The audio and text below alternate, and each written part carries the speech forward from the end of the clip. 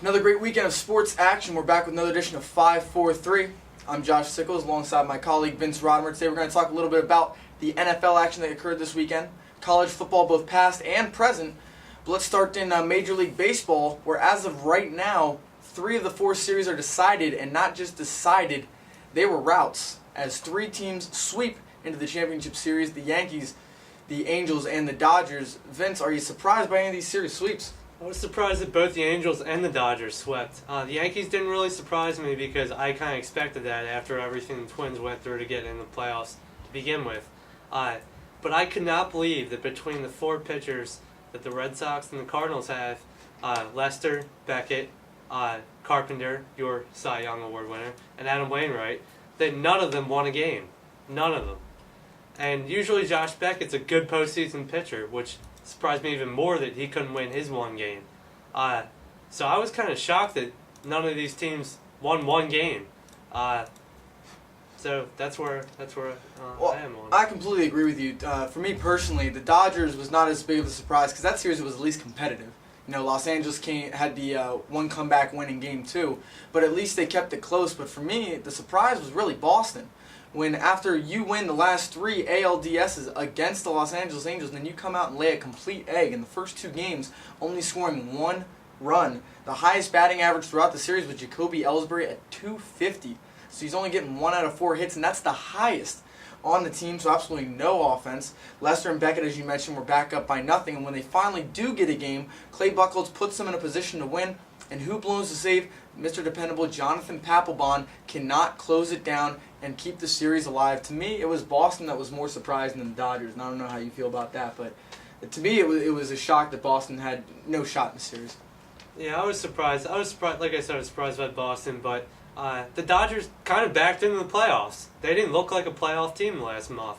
They didn't look like a team that was going to sweep the Cardinals, and they did. But do you think that, that goes down to the managing, Joe Torre being there, just the winning culture that LA has kind of created now there that they expected to win? Something that we thought St. Louis had, and obviously not. Yeah, well, Joe Torre wasn't good enough to win in New York, so, it doesn't mean it's going to be any different in LA, and I guess he has changed it a little bit with back-to-back NLCSs.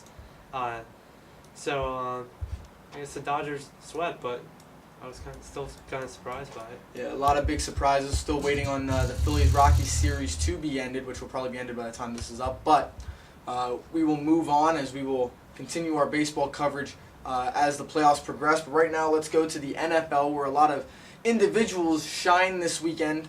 A lot of critics were answered. Vince, who answered his critics the best? That would be Roddy White, wide receiver for the Atlanta Falcons.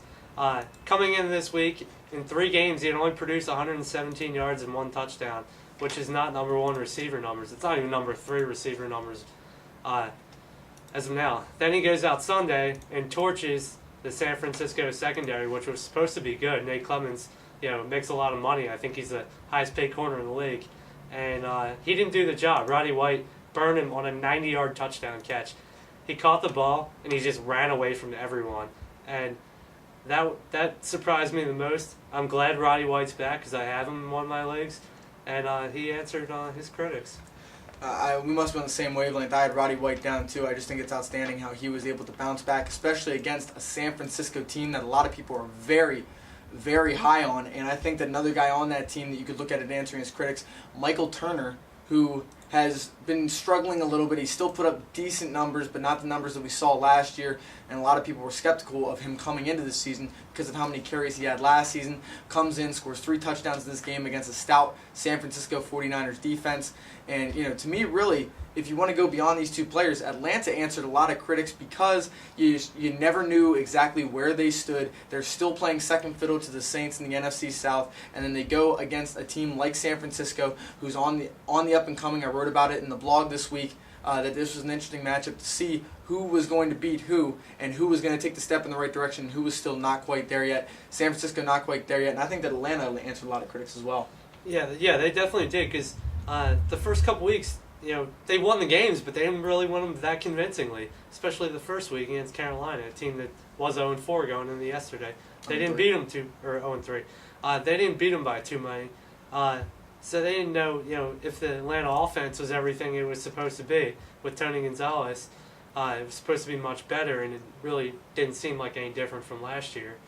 So I believe the whole offense did answer the critics. With a 45-point offensive explosion against a defense like the 49ers, Atlanta is now a team to be reckoned with. I'll be really, really interested to watch the next time they play the Saints later on down the road, as that could have major division implications and obviously playoff picture implications.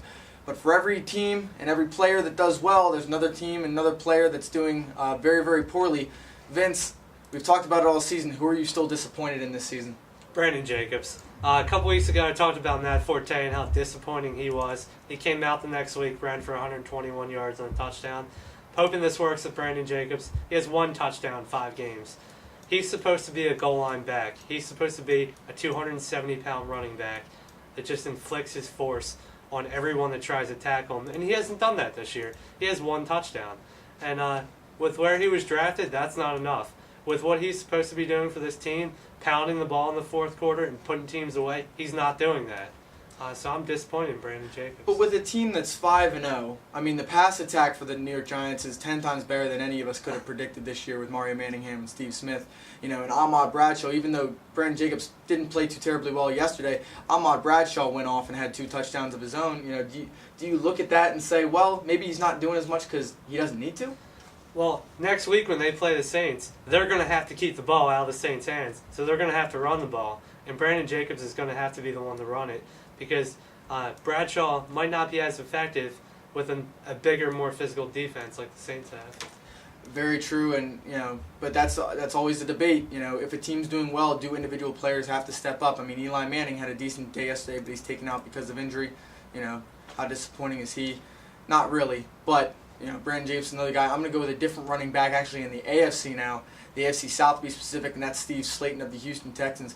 To me, he's just been a big disappointment this year, and it's really, really hurt this Texans offense. I mean, as much as Matt Schaub is winging the ball out there without a solid running game, they're having a lot of trouble moving the ball up and down the field consistently and sticking with teams. A team that was looked at possibly to be a surprise, and especially with how much Tennessee has struggled, looked upon as a team that could kind of supplant them, and the Colts are going to win a division, but can they sneak into a wild card spot? Not if Steve Slayton doesn't get up and running. 72 carries, 231 yards, and 1 touchdown in 5 games, 3.2 yards per carry. He has had a little bit of value receiving. He's caught 17 balls out of the backfield for 180 and a touchdown, but he's only scored 2 touchdowns this season, 1 rushing and 1 receiving, both of those coming against Oakland, which obviously we all know Oakland not that great of a defense.